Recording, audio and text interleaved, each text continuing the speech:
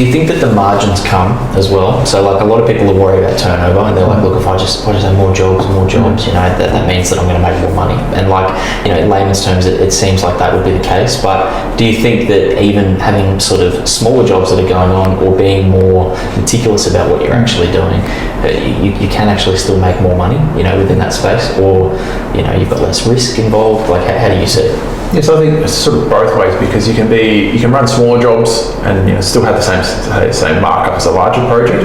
But if you're comfortable in that space, you know you're going to be a lot more efficient, and your schedule's going to run on time. Your client satisfaction is going to be there.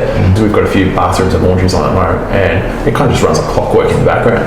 I was talking to a client today, and she's like impressed about how it's run so far, and it's just, you know, things have stuck to the schedule. We've had to, you know, adjust them, you know, here and there, but for predominantly most of it, like, you know, we've kept to it. Timelines are on track, and then we start the next sort of stage 2 the following week.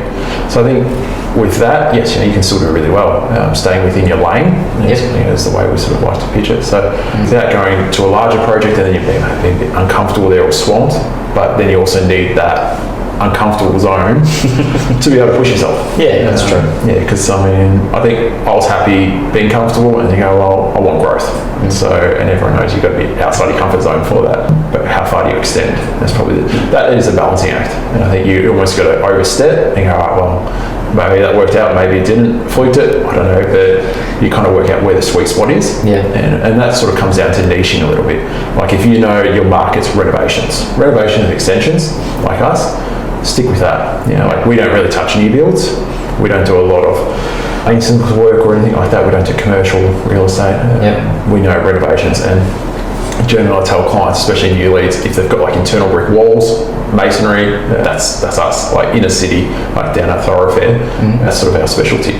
So I think that really helps, because then our team, our subbies, you know, our internal team are all aligned, and it just helps because we can go in there already being a step ahead. Yeah, that's true. If you've already got that skill set, and you've spent so long, you know, building up the repertoire of all these renos and stuff that it's your specialty. You know, you've got these people out there that spend their whole lives building these unbelievable decks. You know, you wouldn't call them and say, hey, got this new build, this commercial restaurant that I want you to. So it's just, you wouldn't necessarily do that. So you think that's important for businesses to have their own sort of specialty, or to sort of stay in their lane, and if they really want to do something well, that's sort of the way to do it. Yeah, absolutely.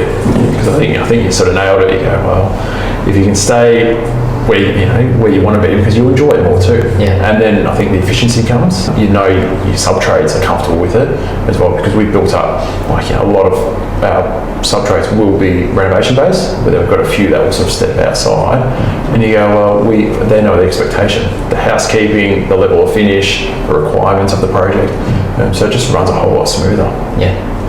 I love it.